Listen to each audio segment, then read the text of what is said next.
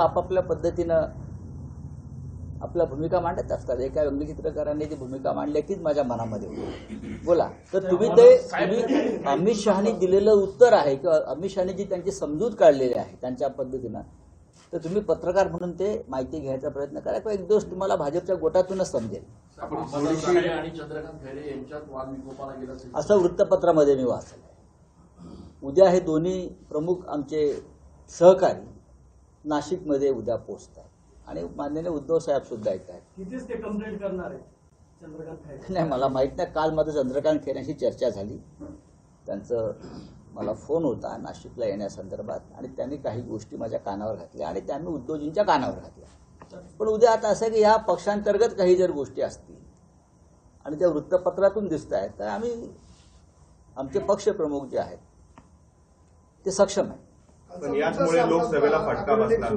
कालचा सामना जो त्याच्यावर चंद्रशेखर बावनकुळेंनी टीका केली तुमच्यावरती की संजय राऊतांचं किंवा सामन्यातलं सध्याचं जे ठिकाण आहे ते उद्धव ठाकरेंना राजकीय दृष्ट्या संपवण्याचा डाव आहे का? आजचा पण त्यांनी अग्रलेख वाचायला पाहिजे.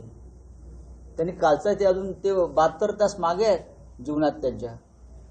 त्यांनी आजचा अग्रलेख वाचायला पाहिजे. खरं म्हणजे कालचा अग्रलेख तर महात्मा फुल्यांवरती होता, आपण पाहिला असेल.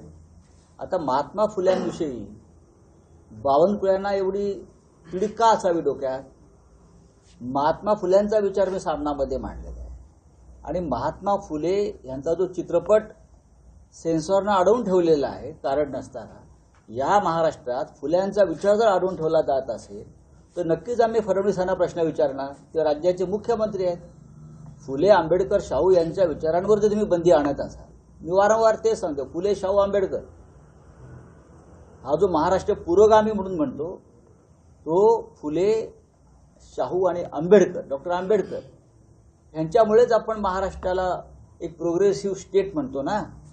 आणि तोच फुले साहेबांचा विचार म्हणजे महात्मा फुल्यांचा विचार काही अतरंग लोक या समाजातले रस्त्यावरती येऊन फुल्यांच्या विचारांवर चिकलफेक करत असतील आत्ता सुद्धा, तर तुम्हाला फुल्यांचं नाव घ्यायचा अधिकार नाही. आणि या राज्याचे मुख्यमंत्री फडणवीस आहेत. कुठल्या तरी एका ब्राह्मण संघटनेनं विरोध करून काही गोंधळ निर्माण केलेला आहे. फडणवीसांना स्वतः ब्राह्मण असल्याचा गर्व असतो. नेहमी सांगतात, होय मी ब्राह्मण असल्याचा मला गर्व आहे आणि ब्राह्मण समाज त्यांच्या ऐकण्यातला आहे. मी सगळ्या ब्राह्मणांविषयी म्हणत नाहीये, काही संघटना आहेत. फडणवीसांनी त्यांना तंबी द्यायला पाहिजे. इतर समाजाला देतात ना, तंबी द्यायला पाहिजे. फुलांचा विचार कुठे अडकला? तुमचं जर काय म्हणणं असेल तुम्ही वेगळा सिनेमा काढा, आम्ही त्याला